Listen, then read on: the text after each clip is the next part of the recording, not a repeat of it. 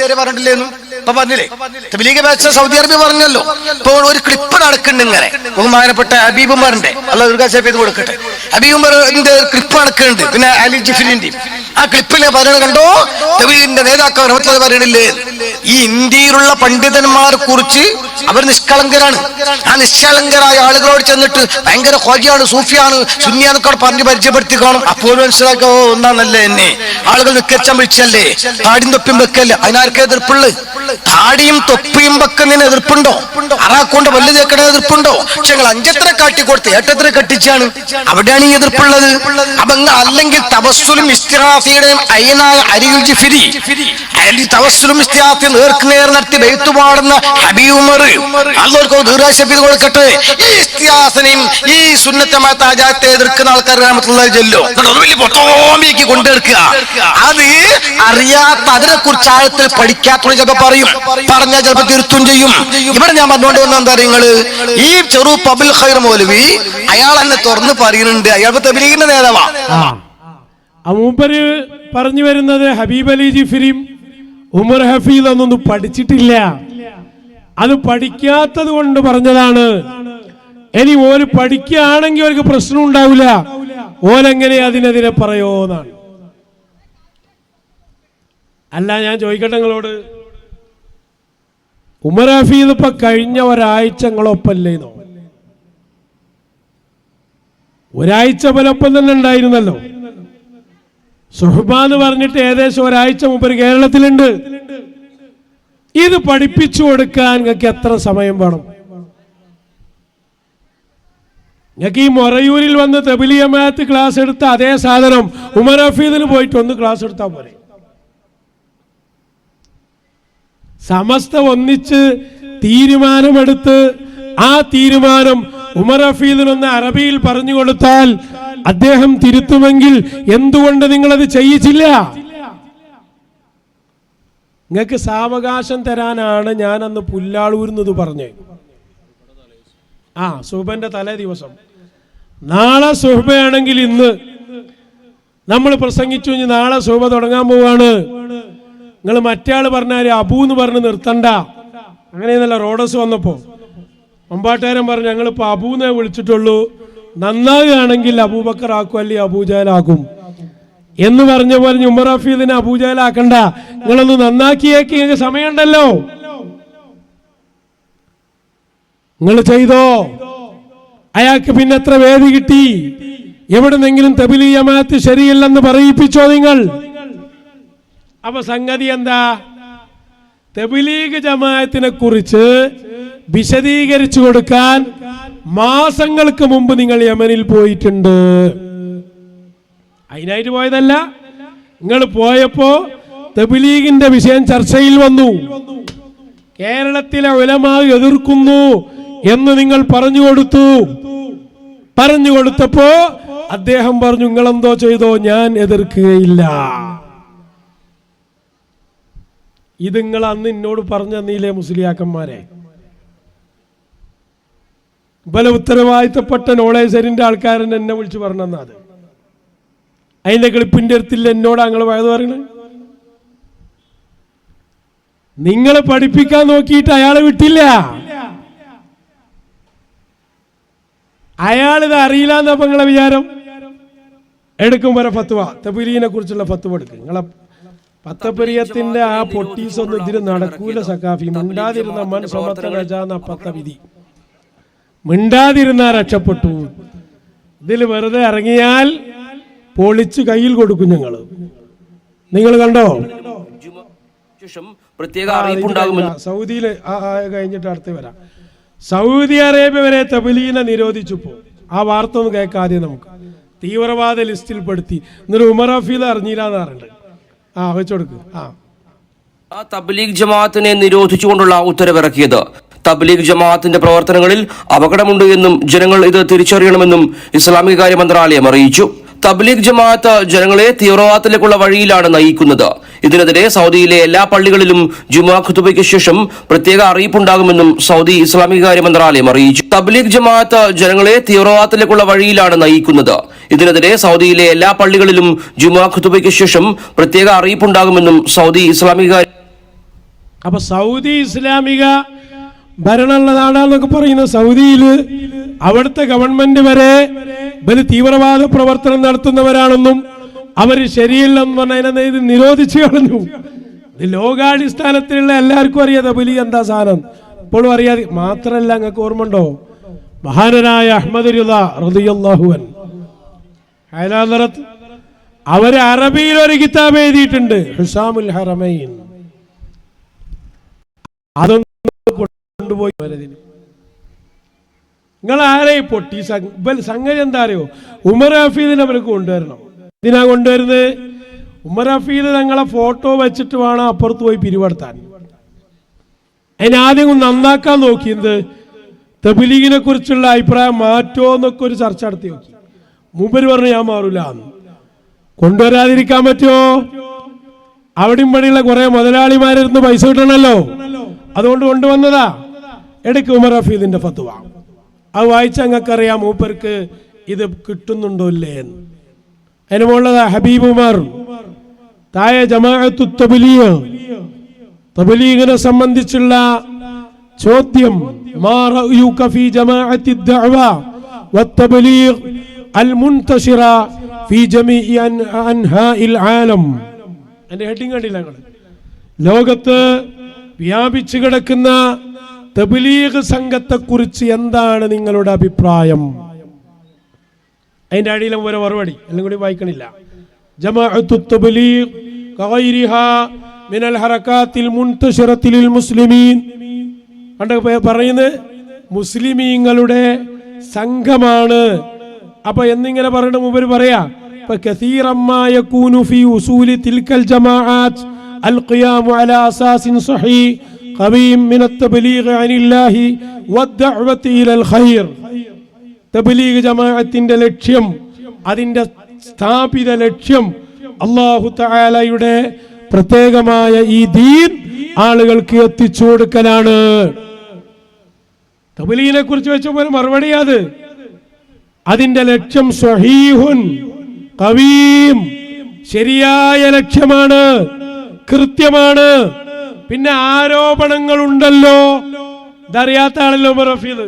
അതിന് മറുപടി പറയുന്നത് കേട്ടോ, വൈറ അന്ന മുഖ്തലഫൽ ഹറകാത്ത് യസ്ഹബുഹാ ദുഖൂലു മൻ ലൈസ മിൻ അഹ്ലിഹാ ഫീഹാ ഐ മൻ ലം യഅഖുദ്ഹാ ബിഉസൂലിഹാ വഅലാ അസസിഹാ. എന്താ പറഞ്ഞേ? ചില ആളുകൾക്കൊക്കെ എതിരഭിപ്രായമുണ്ട് എന്ന് പറഞ്ഞു കേൾക്കുന്നത് യഥാർത്ഥത്തിൽ ആ സംഘത്തിലുള്ളവരല്ല അത്തരം വാദം വാദിച്ചവർ, അത് പുറത്തുള്ള ആരോ വാദിച്ച വാദം അവരിലേക്ക് ചേർക്കപ്പെട്ടതാണ്. അങ്ങനെയാണോ ഉള്ളത്? മുഹമ്മദ് ഇല്യാസിന്റെ വാദം തന്നെയല്ലേ പ്രശ്നം? അഷ്റഫ് അലി താനവിക്ക് തന്നെയല്ലേ പ്രശ്നം? വേറെ ആരോ വാദിച്ചതാണോ? എന്നിട്ട് മൂപ്പര് ലാസ്റ്റ് പറയാ, ഫഅലൈക അൻ തുഹ്സിന الظن بالجميع. എന്താ പറഞ്ഞേ? അതുകൊണ്ട് പലരും പല പ്രശ്നങ്ങളും പറയുന്നുണ്ട്, അതൊക്കെ ഇല്ലാത്തതാണ്. അതുകൊണ്ട് ഇവരെ കുറിച്ചൊക്കെയുള്ള വിചാരം നീ നന്നാക്കിക്കോ, നല്ലത് മാത്രമേ ഓലെ കൊണ്ട് വിചാരിക്കാൻ പാടുള്ളൂ. വതൻദുറ അയ്ളൻ ഇലൽ ഖൈറിൽ വാളിഹ് ഫലാ തുഅവ്വിൽഹു ബിശുറൂർ. ഒരിക്കലും തബ്ലീഗ് ജമാഅത്തിനെ തെറ്റായി വ്യാഖ്യാനിക്കണ്ട, നല്ലതിലേക്ക് ചേർത്തോളൂ, നല്ല വിചാരമാണ് വേണ്ടത്. ദയാള ഫത്വയാണ് 2005 കൊടുത്ത ഫത്വ. ഫത്വ കൊടുക്കണമെങ്കിൽ ഇത് മുഴുവനും പഠിച്ചിട്ടല്ലേ കൊടുക്കാൻ പാടുള്ളൂ. സമസ്ത ഫത്വ എടുത്ത് കുറെ കഴിഞ്ഞിട്ട് അത് കൊടുക്കണം. അപ്പൊ വിഷയങ്ങളൊക്കെ മൂപ്പർക്കറിയാം, പക്ഷേ അദ്ദേഹം അതിനെ വേറെ രൂപത്തിൽ ന്യായീകരിക്കുകയാണ്. ആ ന്യായീകരണം അംഗീകരിക്കുന്നവരല്ല സമസ്തക്കാർ. അതുകൊണ്ട് തന്നെ സമസ്തയുടെ ആളുകളാണെന്ന് പറയുന്ന ഇവര് ഒരു കാരണവശാലും അദ്ദേഹത്തെ സുഹബക്കോ സമ്മേളനത്തിലോ കൊണ്ടുവരാൻ പാടില്ല. അറിയാതെ വരുന്ന കാലൊക്കെ ഉണ്ടായിരുന്നു. ബുക്ക് ഉണ്ടല്ലോ, ചെറിയ ബുക്ക്, അപവാദങ്ങൾക്ക് മറുപടി അറിഞ്ഞൊരു സാധനം ഉണ്ടല്ലോ, തബ്ലീഗ് നേതാവിന്റെ ബുക്ക്. അതാ ഇതില് അബുൽ ഖൈർ ആദ്യം തന്നെ പറയുന്നുണ്ട്, ഈ ബുക്ക് എഴുതിയ ആള് തബ്ലീഗിന്റെ നേതാവാ. അയാളെ പേര് ഖാരി മുഹമ്മദ് ത്വയ്യിബ് എന്നാണ്. മൗലാന പിന്നെ എന്തായാലും കൂട്ടും, മൗലാന പേരോട് എന്നൊക്കെ പറഞ്ഞ പോലെ മൗലാന ഖാരി മുഹമ്മദ് ത്വയ്യിബ്. ഇയാള് ഈ തബ്ലീഗ് നേതാവിനെ കുറിച്ച് ഇയാൾ എഴുതാ സമസ്തയുടെ സംസ്ഥാന സമ്മേളനാധ്യക്ഷൻ എന്നിട്ട് പറയാ സമസ്ത കേരള ജമിയത്തുൽ ഉലമയുടെ 21ാം വാർഷിക മഹാസമ്മേളനത്തിൽ അധ്യക്ഷത വഹിക്കാനാണ് അദ്ദേഹം ആദ്യമായി കേരളത്തിലെത്തിയത്.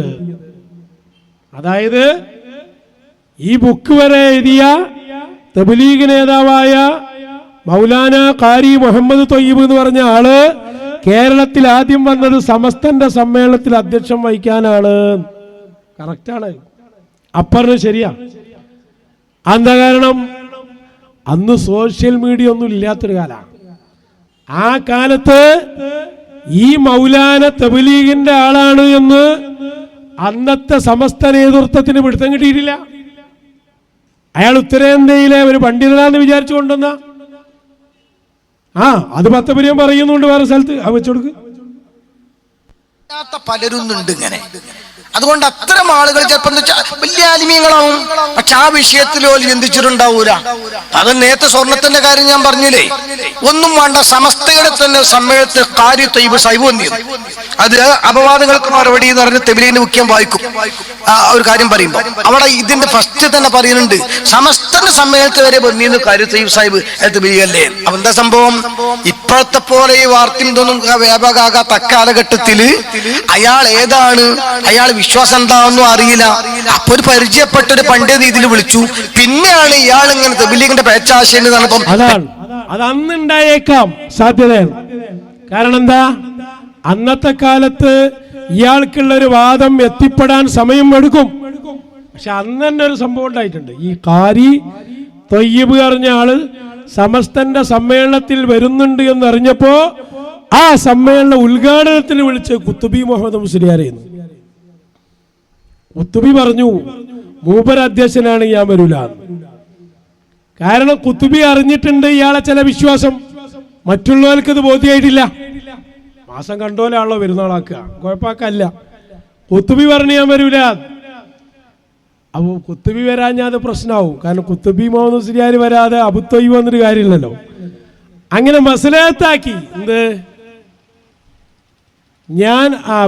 ഞാൻ വന്ന് പ്രസംഗിച്ച് പോയിട്ട് അയാൾ വരാൻ പാടുള്ളൂ സ്റ്റേജിക്ക്, കുത്തുബി പറഞ്ഞു.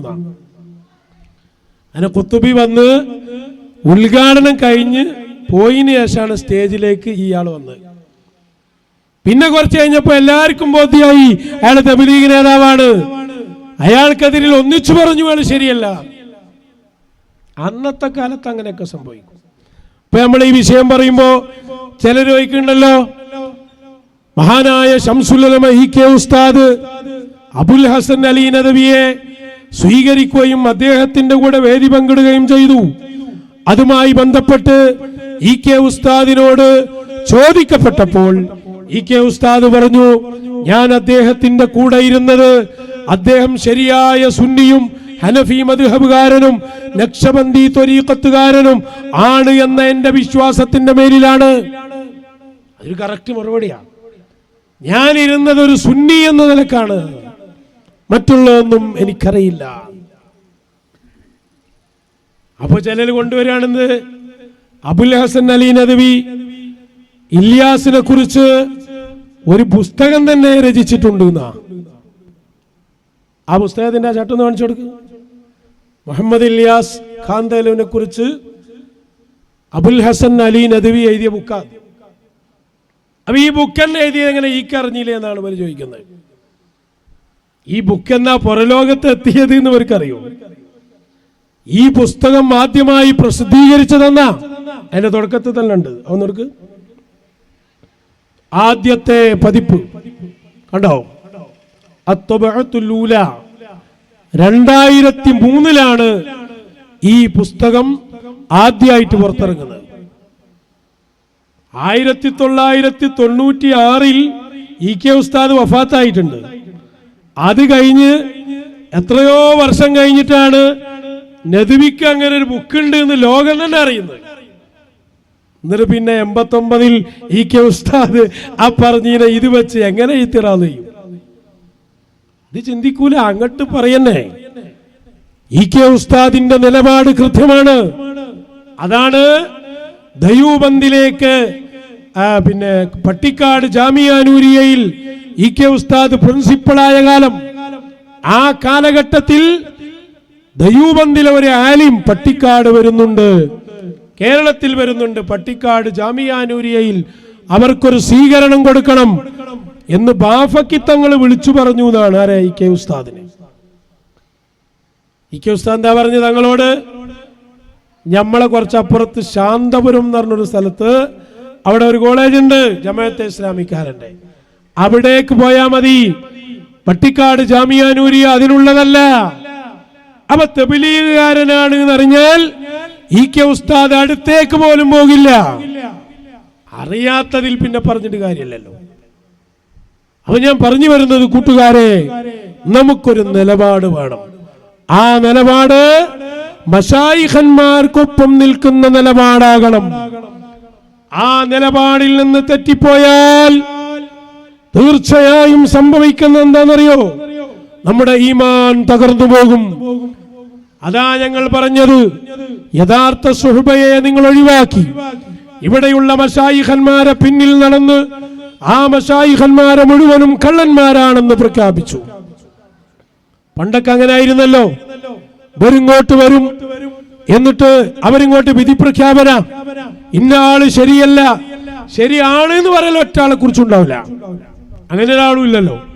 ഇന്നയാള് ശരിയല്ല, മറ്റേയാള് പുറത്താണ്, ഇയാള് സംഘടനക്ക് അപ്പുറത്താണ്, ദീനിന് പുറത്താണ്. ഇങ്ങനെ ഫത്വ കൊടുത്ത് ഇവരൊരു ദീനിന്റെ മുഖ്യ ഘടകവും മറ്റുള്ളവരെ പുറത്താക്കലും ആ കാലം അവസാനിച്ചിരിക്കുന്നു എന്നാണ്